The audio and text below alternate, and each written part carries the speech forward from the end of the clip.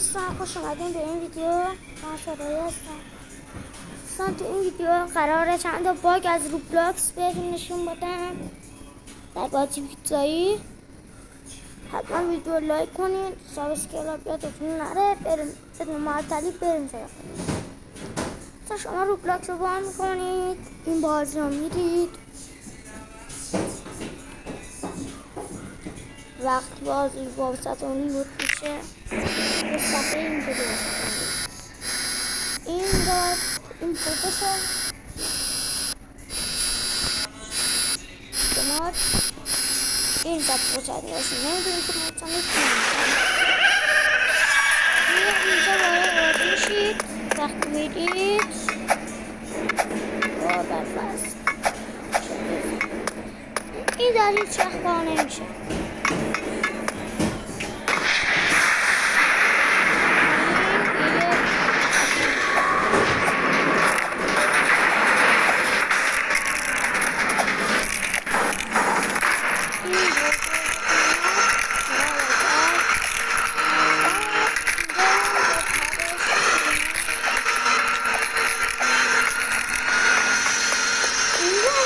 داره از گوشه برید نمیمیرید.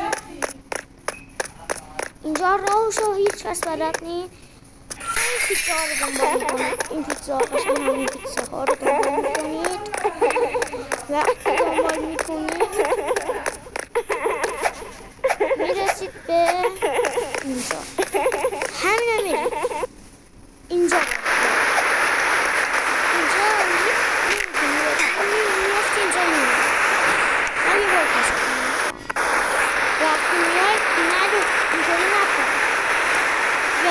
اینجا وای میشه بعد اینطوری قشنگ میشه. اینجا هم یه بار دوستان وقتی شما این وارد اینجا میشید یه جا میزنید اینجا و نمیمیرید. شما همین رو میرید جلو به راحتی میتونید رد کنید.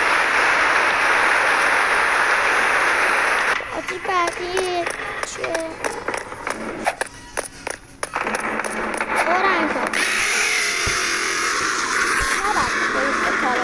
آدم بهتون میگم نباید بخوریم بکنم. حالا میگه با آهنگ واسه چی میاد همینطوری گذاشتم. دارو بخوری بدارین اگر نمیزنه میاد این تاره میدید پایین. اینجا نباید برید روی اینا. باید اینطوری اینجا میدید آروم بریم که کام بخوری دوستان نمیدید.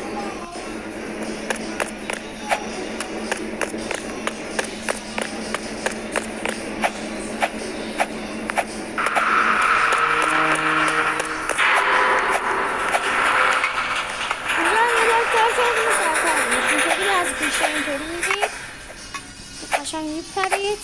حالا باش ازن نخوری بکشد نه بخور. بعضی اینطوری میرن اینطوری از وسط میرن. این از وسط نباید بید اینطوری یاری سریعتر هم میرسید. حالا خیلی میرسید. بازی بعدی از این کنید نباید بید کنید. اینجا نباید میدید بالا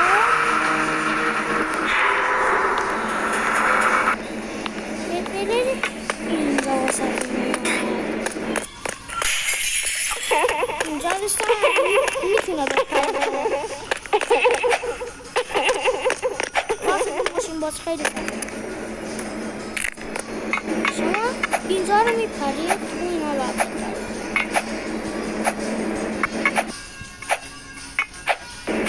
اینجا نباید بپرید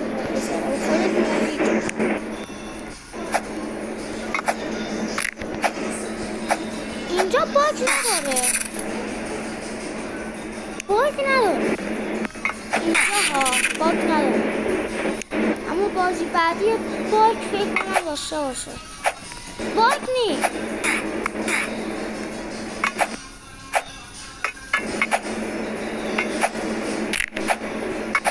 اینجا رو باید بخوریم بزنیم. اینجا میرید شما اینجا واسهتون دارن بندری میزنن اسکلت ها. بعد این درم فعال نمیشه اگر اینطوری هر جهت بزنید شما میاد و این میرید این بالا میگید خب از اینجا که میتونیم بریم. نه از اینجا نمیتونید. دست این اسکلت ها یه چیزیه رو این بزنید واسهتون برمیداره. بعد رو به این در با میشید و بله اینه